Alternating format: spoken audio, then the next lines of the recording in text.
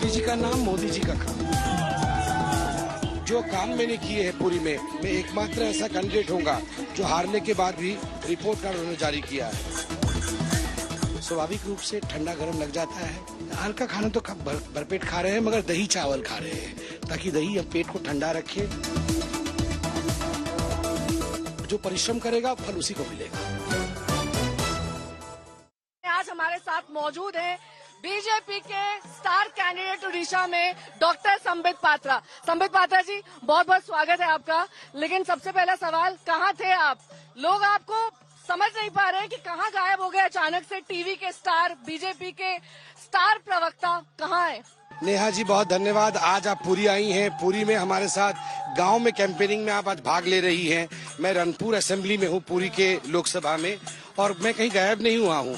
मैं पुरी के अपने परिवार के साथ, पूरी लोकसभा के अपने निवासियों के साथ, मैं अब 5 वर्ष उनके साथ काम कर रहा हूं। और कई महीनों से आप देख सकते हैं कि सब कुछ से दूर मैं लोगों के साथ, लोगों के सुख दुख की कहानी में मैं उनके साथ हूं। प्रवक्ता का काम अभी भी कर रहे हैं, ऐसा नहीं है, प्रेस कॉन्फ्रेंस इत्यादि करते हैं, मगर अभी चुनाव, डिबेट का मजा तो नहीं है ना संबित जी? कोई बात नहीं, डिबेट एक अलग पहलू है और यहाँ चुनाव लड़ना ये जिंदगी का एक अलग पहलू है, राजनीति का अलग पहलू है।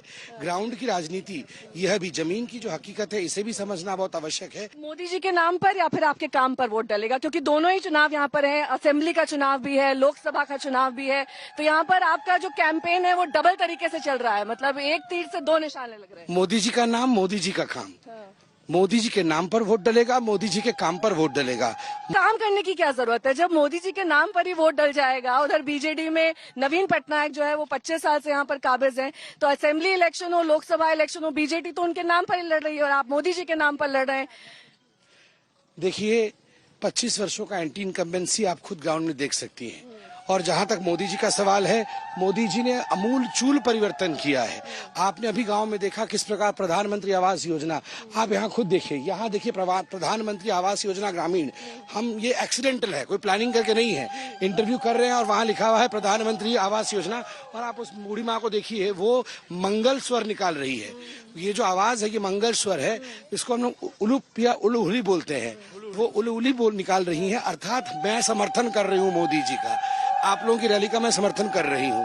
तो बहुत सटल तरीके से, बहुत अंदर से सभी लोगों ने किस प्रकार से हमारा स्वागत किया है। क्या सिर्फ प्रधानमंत्री ही चुनना वोटर के मन में रहता है, या फिर ये भी रहता है कि संबित जी आए और पिछले 5 साल से यहाँ पर काम करें? देखिए, आपने 2014 का चुनाव देखा, 19 का चुनाव देखा, ऑपोजिशन कुछ भी करती रह गई, कहती रह गई, मगर आए तो मोदी ही, जीते तो मोदी ही। देखिए यहाँ पर एक दृश्य देखिए, हम यहाँ आए हैं, हमारे स्वागत के लिए उन्होंने कमल का फूल बनाया है, हमारे निशान को बनाया है, एक दिया जलाया है, एक कुंभ बैठाया है। ये दिखाता है लोगों के मन के अंदर कितना प्यार है। वहाँ वो माँ बैठी है, माँ हुड़ोहुड़ी दे दियो। हाँ, सभी ने ये शुभकामना है, ये शुभ स्वर के साथ उन्होंने मोदी जी का समर्थन किया और पहले से ही उन्होंने तैयारी कर रखी है कि हम बीजेपी को वोट देंगे। तो ये लोगों का फीलिंग है। पिछली बार भी आप बहुत कम मार्जिन से हार गए थे, वो क्या चूक रह गई थी जो इस बार आप पूरी करने वाले? पिछली बार मैं 15 दिन में चुनाव लड़ा था, इस बार 5 साल हूँ। तो अब की बार आपका सिक्का जम जाएगा। ये तो महाप्रभु जगन्नाथ जी ने कहा है ना कि कर्म करो, फल की चिंता मत करो।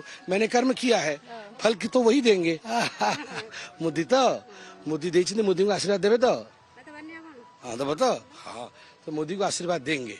मोदी जी ने घर दिया है। मोदी, आप इनको जानती हैं? इनसे मिली हुई पहले या पहली बार मिल रही है? हिंदी नहीं बोल पाएंगी।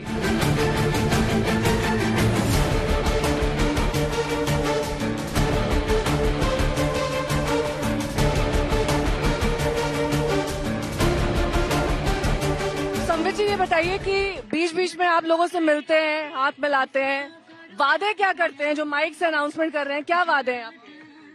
देखिए, वादे तो जो हमारा मैनिफेस्टो है, सबसे बड़ी बात है, ये मैनिफेस्टो नहीं है, ये मेरा रिपोर्ट कार्ड है। ये रिपोर्ट कार्ड है आपका? जो 5 वर्षों में, पिछली बार मैं हार गया था मात्र 11,000 के मार्जिन से, मगर उसके बाद भी मैं 5 वर्ष यहाँ रहा हूँ। रहने के बाद जो काम मैंने किए हैं पुरी में, मुझे लगता है पूरे हिंदुस्तान में मैं एकमात्र ऐसा कैंडिडेट होऊंगा जो हारने के बाद भी रिपोर्ट कार्ड उन्होंने जारी किया है। तो आप देख सकते हैं, चाहे ट्रेन हो, चाहे कोई भी और दूसरा योजना हो, सारी योजनाओं का जिक्र किया गया है। क्या क्या योजना है इसमें? देखिए, ये तो मेरा रिपोर्ट कार्ड है। रिपोर्ट कार्ड में जो भी हमने अच्छे काम किए हैं उन सारे कार्यों का इसमें जिक्र है, चाहे वंदे भारत का हो, चाहे यहाँ फ्लाईओवर बनाने का विषय हो, चाहे यहाँ पर मेडिकल कॉलेज का विषय हो। जिन विषयों को आदरणीय नरेंद्र मोदी जी से सैंक्शन करा करके पूरी लाया गया, और ये मेरे लिए भाग्य का विषय है कि हमारे देश के कैबिनेट के मंत्रियों ने, हमारे सभी सीनियर लीडर्स ने इसमें काफी कोऑपरेट किया, जिसका नतीजा रहा कि मोदी जी की योजनाएं पूरी तक भरपूर मात्रा में पहुंच पाई है। असेंबली इलेक्शन में क्या लग रहा है, क्योंकि बीजेडी की ओर से तो क्लेम किया जा रहा है कि उनकी 3/4 मेजोरिटी आ रही है, एंटी इनकम्बेंसी वहां दिखाई दे रही है पटनायक जी के खिलाफ। आप खुद ग्राउंड में सर्वे करिए, आपको मालूम पड़ जाएगा। और हमारे बड़े नेताओं ने बिल्कुल स्पष्ट शब्दों में, मोदी जी ने कहा है कि 10 तारीख को शपथ ग्रहण समारोह होगा और भारतीय जनता पार्टी सरकार बनाएगी उड़ीसा। जब बीजेपी की बात आती है तो सबसे बड़ा स्टार तो संबित पात्रा ही है यहाँ पर, और मैं बहुत छोटी सी चीज हूँ, यहाँ सबसे बड़ा स्टार और हमेशा पूरे भारतवर्ष में सबसे बड़ा स्टार हमारे प्रधानमंत्री मोदी जी है। आज हम यहाँ पर अच्छी परिस्थिति में हैं तो मोदी जी के गरीब कल्याण नीतियों के कारण है। हमारा स्टार, हमारा नेता नरेंद्र मोदी है। तो राज्य का चुनाव हो, देश का चुनाव हो, मोदी जी हैं। जी। तभी विपक्षी पार्टियां कह रही हैं कि लोकतंत्र जो है खतरे में है। 1 नेशन 1 इलेक्शन की जगह 1 नेशन 1 लीडर हो गया है। तो उनके पास लीडर की कमी है, ये इनका हेडेक है, ये हमारा हेडेक नहीं है।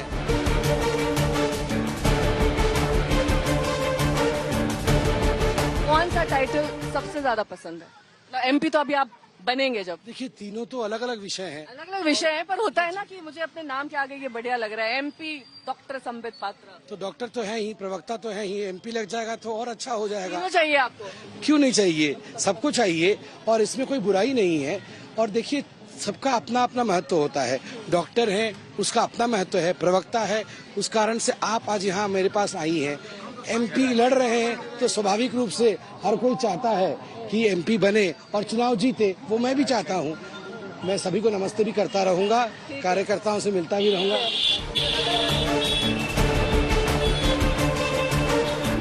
डॉक्टर संबित पात्र प्रणाम करुछि। साथी अछंती हमर अपा सुरत नमस्कार। डॉक्टर सिन्हा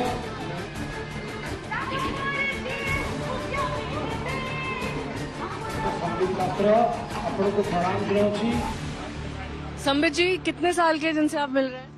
देखिए, जिनसे मैं, उनका कहना है कि वो 128 साल के हैं। अब ये तो मैं वेरीफाई नहीं कर सकता हूँ कि वाकई ये 128 साल के हैं या उससे कम के हैं, मगर इसमें कोई दो मत नहीं है कि मुझे लगता है कि 100 साल के ऊपर तो है ही। आपने पूछा इनसे वोट डालने यहाँ पर मतलब मत पेटी आएगी तो वोट डालेंगे?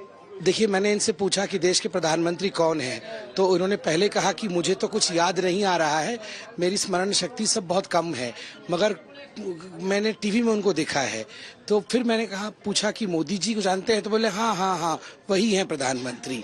उन्होंने ये कहा। इनका वोट कैसे डलेगा संबित जी? वोट यहाँ पर आके ऑलरेडी डल चुका होगा, या तो फिर अब आजकल में अपन को सीनियर सिटीजन वोटिंग है नहीं बापा का नहीं हो गया है। हो गया इनका वोट। कहा था ना कि हो गया होगा। तो सीनियर सिटीजन एजेंट्स होते हैं, सीनियर सिटीजन्स के लिए, डिसेबल्ड के लिए अलग से वोटिंग घर पे आके ही होती है, तो इनकी घर पे वोटिंग हो गई है। चलिए, बहुत बढ़िया बात है, क्योंकि ये 128 वर्ष के हैं ये कह रहे हैं, और संबित जी कह रहे हैं कि हालांकि पुष्टि नहीं हो सकती, लेकिन सबसे ज्यादा आयु वाले गांव वालों का कहना है कि ये 120 साल के हैं। तो सारे गांव वालों का जब सामूहिक रूप से कहना होता है तो उसमें सत्यता होती है, क्योंकि बचपन से सभी लोग देख रहे हैं कि बाबा जी हैं। सबसे वृद्ध कम से कम 5 पुश्ते इन्होंने देख ली होंगी, उससे भी ज्यादा हो सकता है। कि मेरे समय सब अंग्रेज थे, अब तो सब बदल गया है, ये बोला उन्होंने कि शासन अलग था, अब अलग है। तो एक लंबी चौड़ी रैली के बाद भोजन का वक्त हो गया है। संबित जी यहाँ पर भोजन करने पहुंचे। संबित जी, कैसे आप अपनी सेहत का ख्याल रखते हैं? इतने अंदर इंटीरियर रूरल इलाकों में जाना पड़ता है, इतनी धूप है, गर्मी है, कैसे सेहत और आपकी फिटनेस मेंटेन रहती है? नहीं, कोई फिटनेस तो मेंटेन ही नहीं है और सेहत भी कोई दुरुस्त नहीं है। आवाज तो आप सुन ही पा रही हैं, गला बैठा हुआ है, और रंग तो आप देख ही पा रही हैं, चेहरा उतरा हुआ है, क्योंकि इतने धूप में हम लोग घूम रहे हैं। मेरी बड़ी बहन सुरमा पाढ़ी, जो यहाँ से विधायक की प्रार्थी है, वो भी यहाँ से आज हमारे साथ मौजूद है, और आपको भी धन्यवाद, आप भी यहाँ आई हैं। और एक गांव में बैठ के हमारे कार्यकर्ता के घर में अभी भोजन का समय है, हम भोजन पे बैठे हुए हैं। आप देख सकते हैं बाहर 45 डिग्री 46 डिग्री सेंटीग्रेड टेम्परेचर है। स्वाभाविक रूप से ठंडा गर्म लग जाता है और अपने आप को इस गर्मी से बचाने के लिए हल्का खाना खाते हैं सब। हल्का खाना तो भरपेट खा रहे हैं, मगर दही चावल खा रहे हैं ताकि दही हम पेट को ठंडा रखे और कहीं न कहीं हमको सुकून मिले, इसलिए दही चावल। जब आप इंटीरियर ऐसे रूरल इलाकों में हम पहुंचे, यहाँ पर लोग आपको देखकर उत्साहित हो रहे हैं, खुश हो रहे हैं, ये भी सोच रहे हैं कि संबित जी मतलब पिछले 5 साल यहाँ दिखाई दिए या फिर चुनाव के दौरान ही अभी आ रहे हैं? 5 साल में यहीं पर हूँ, रिपोर्ट कार्ड भी जारी किया है। लोगों से आप खुद सर्वे करके पूछिए कि उनके सुख दुख के, किसी के विवाह में, किसी के घर में कोई अनहोनी होती है तब, या हर विषय में मैं लोगों के साथ खड़ा हूँ। लोगों के काम किए हैं और बड़े बड़े प्रोजेक्ट्स, धन्यवाद मोदी जी को, धन्यवाद हमारी सरकार को।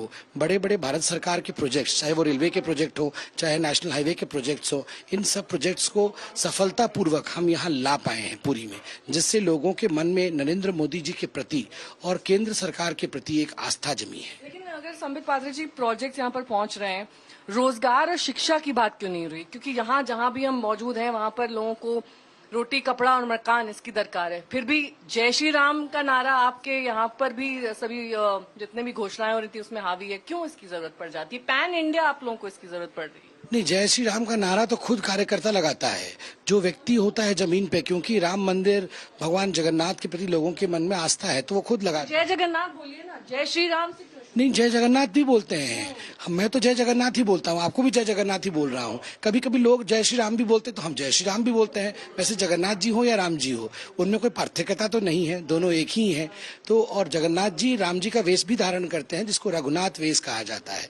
तो राम जी हो, जगन्नाथ जी हो, महादेव हो या हनुमान हो, कोई हमारे देवी देवताओं में पार्थक्यता थोड़ी ही है, सभी एक ही है। और एकं सत विप्रा बहुधा वदंती, सत्य तो एक ही है।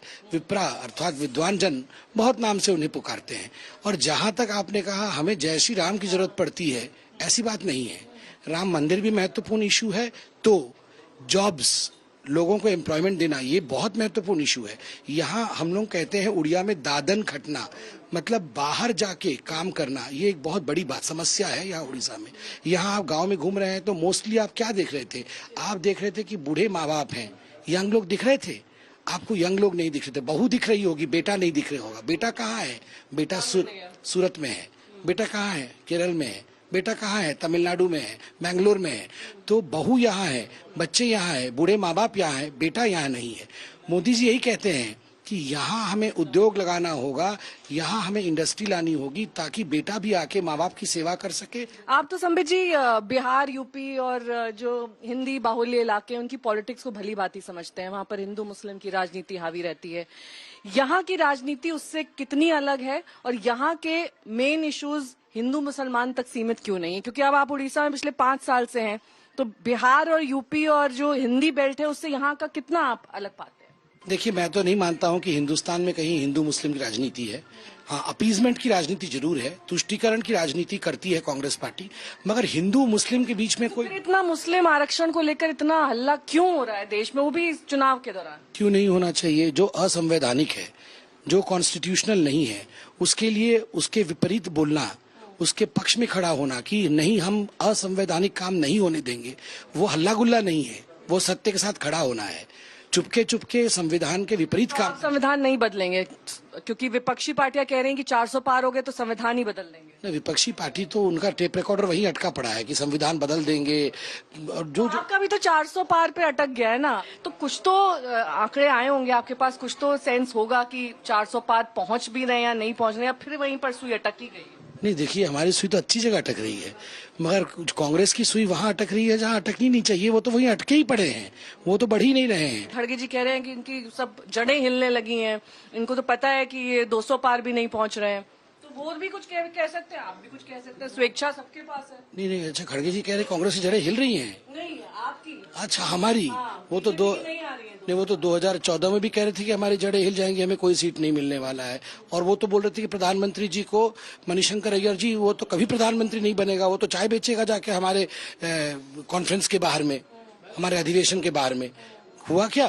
2019 में वो बोल रहे थे कि हमें मेजोरिटी नहीं मिलेगी, राहुल गांधी प्राइम मिनिस्टर बनेंगे। हुआ क्या? ऐसा नहीं हुआ। अभी भी बोल रहे हैं, उनका काम बोलना है, हमारा काम करना है। लोकल पॉलिटिक्स पे आ जाते हैं। आपके खिलाफ अरूप पटनायक जी हैं जो उनकी पुलिस की पृष्ठभूमि रही है। क्या आपको लगता है किसी व्यक्ति का अचानक से उड़ीसा की पॉलिटिक्स में आ जाना ये आपके लिए यहाँ पर कारगर साबित होगा और एडवांटेजेस होगा? देखिए, मैं अपने विपक्षी के बारे में कोई कमेंट नहीं करूंगा, क्योंकि मुझे लगता है उनके बारे में कमेंट करना उनको स्पेस देने के बराबर होगा। मैं अपना काम कर रहा हूं, वो अपना काम कर रहे हैं, और जो परिश्रम करेगा फल उसी को मिलेगा। आखिरी सवाल, 21 में से कितनी सीटों का आकलन है आपका? और आपकी तो खैर आप बोलेंगे आप जीत रहे हैं। देखिए, मैं तो भाजपा का प्रवक्ता हूं, आपको क्या लगता है? मैं 21 में से तो 21 ही बोलूंगा, और ग्राउंड रियलिटी वो है भी कि 21 में से 21 सीटें आ सकती हैं, वैसी स्थिति है। मगर जब पूरे यूपी में 80, बिहार में 40 में 40, यहाँ पे 21 में 21, मतलब फुल स्कोर हर जगह दे रहे हैं। क्यों, पहले भी हो चुका है। आप देखिए, गुजरात में पूरे की पूरी सीट आती है हमें, राजस्थान में पूरे के पूरे सीट आते हैं, तो यूपी में ऑलमोस्ट पूरा आ ही चुका था पिछली बार, इस बार पूरा आने वाला है, तो उड़ीसा में क्यों नहीं हो सकता है? पूरी हमने आपकी रैली देखी, एक बहुत कठिन और संघर्ष भरा ये पूरा 5 साल का आपका सफर रहा होगा, लेकिन बहुत बहुत शुभकामनाएं आपको आपकी सीट के लिए।